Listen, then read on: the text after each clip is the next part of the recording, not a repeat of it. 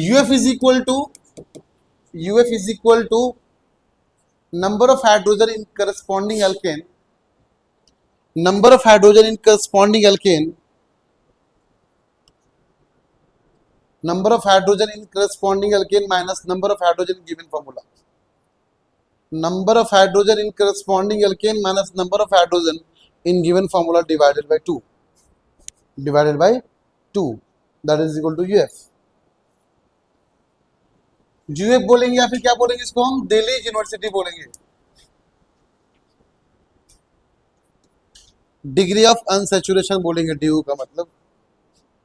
तो मैंने बोला कि अगर आपका DU का आंसर 1 आता है, ठीक है, UF का आंसर 1 आता है, तो UF का आंसर 1 आने का मतलब ये पॉसिबिलिटी होंगी, UF का आंसर 2 आने का मतलब ये पॉसिबिलिटी होंगी, या तो ये होगा या तो दोनों होगा साथ में.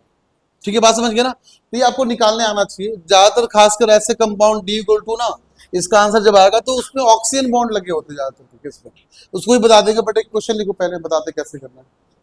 देखो, कैलकुलेशन ऑफ DU और UF. देखो, DU is equal to 2C plus 2 plus N plus P minus H minus halogen divided by 2.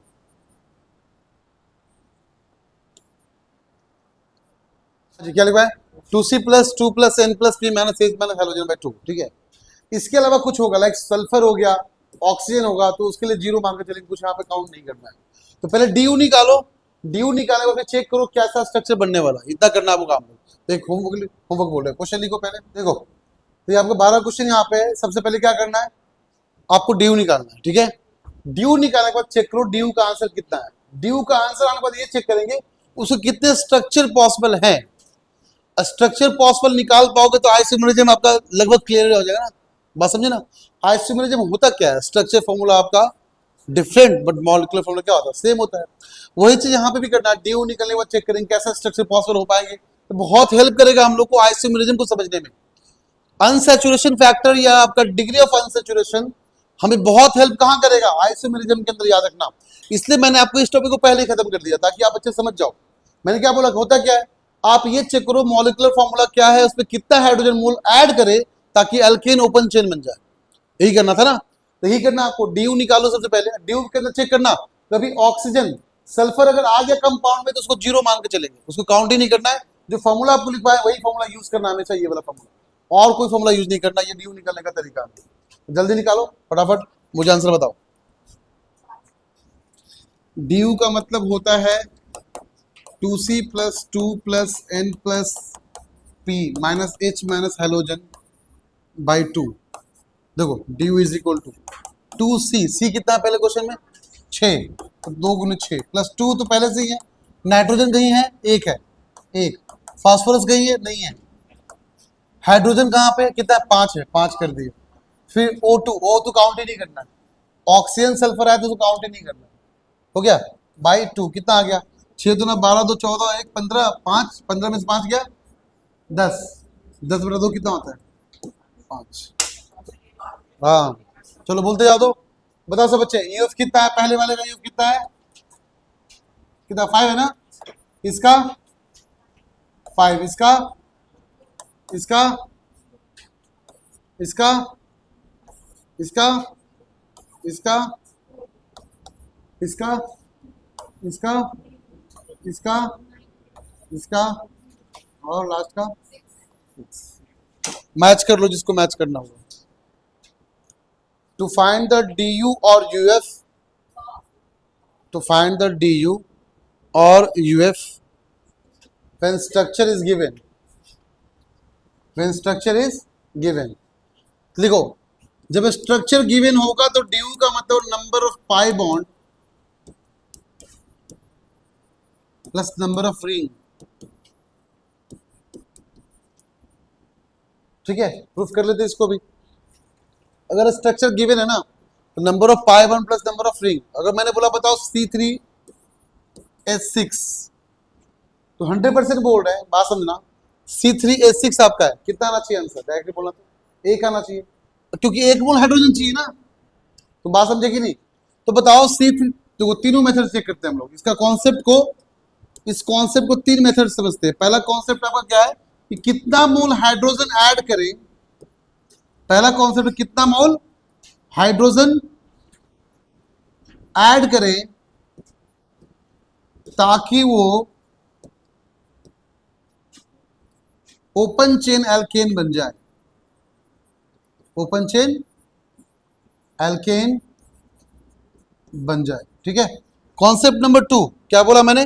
Concept number 2 आपका होता है कि number of pi bond plus number of ring. अरे बोलो सब चमका नहीं चमका। थर्ड कॉन्सेप्ट आपका ये है कि du is equal to 2c plus 2 plus n plus p plus hydrogen minus halogen divided by 2। Clear? हम ये जानना चाहते हैं कि तीनों कॉन्सेप्ट को यूज करके चेक करना चाहते हैं कि आंसर डिफरेंट है सेम है। पहला, अब C3H6 कैसा आपका कंपाउंड कैसा है? एल्कीन है। क्या ये अनसैचुरेटेड कंपाउंड है कि नहीं है? हमें किस में कन्वर्ट करना है? सैचुरेटेड में। किसमें? सैचुरेटेड। वो सैचुरेटेड कैसा? ओपन, न कि क्लोज। क्लियर? अच्छा बताओ, अगर मान लो ये एल्केन होता तो C3H8 होता। अगर एल्केन होता तो कितना? C3H8 होता। तो कितनी मोल की कमी हो गई? कितनी मोल कमी हुई? हाइड्रोजन कितना कमी है? 2 हाइड्रोजन कमी कितना मोल होता है? 1 मोल। कितना होता है? 1 मोल। हो गया आंसर इसका आ गया। इसका आंसर आया du is equal to 1। Second answer, number of pi bond plus number of ring. But ये तभी निकाल पाएंगे जब स्ट्रक्चर कैसा होना चाहिए? गिवन होना चाहिए। बना लेते हैं C3H6 को, बना दो।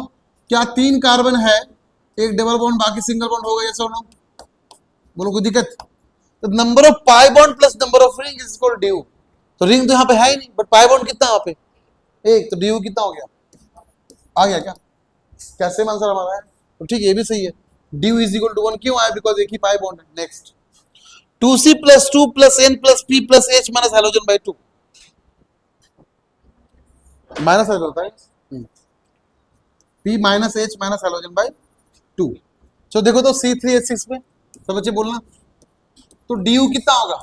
2 इंटू 3 प्लस 2 माइनस 6 बाई 2। बोलो कोई दिक्कत?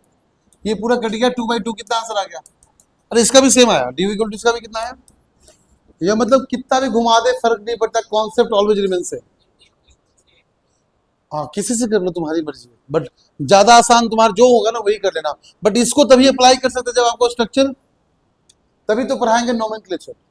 नोमेनक्लेचर पढ़ाने का फायदा ये होगा, तुम स्ट्रक्चर ड्रॉ कर लोगे ना, तो डायरेक्टली क्या करो, number of pi bond plus number of ring से निकाल लेना कितना ड्यू। और ड्यू निकल गया तो आइसोमेरिज्म निकल जाएगा डायरेक्टली। आइसोमेरिज्म वही बोलता कितने स्ट्रक्चर पॉसिबल है, यही बोलता ना, ये भी यही सिखाएगा। तो लिख लो, कॉपी कर लो। हाँ जी, देखो पहला तो एक रिंग और एक आपका तो एक स्ट्रक्चर, 2 हो गया। बताओ इसका, बताओ 2 रिंग और 2 स्ट्रक्चर कितना? 4। इसका 2, 1 2 3 2 5, इसका 4, 3 और 1 4, 7, 3 2 5 2 7, 2 रिंग और 5 बॉन्ड है ना। इसका बोलो 1 2 3 और 2 5, 1 2 3 4, ये 5 है बस। 1 2 3 4 और 5, हाँ ये भी 5 है। 1 2 3 4 5, खुद एक रिंग 5, 21 है पक्का? बढ़िया फिर तो।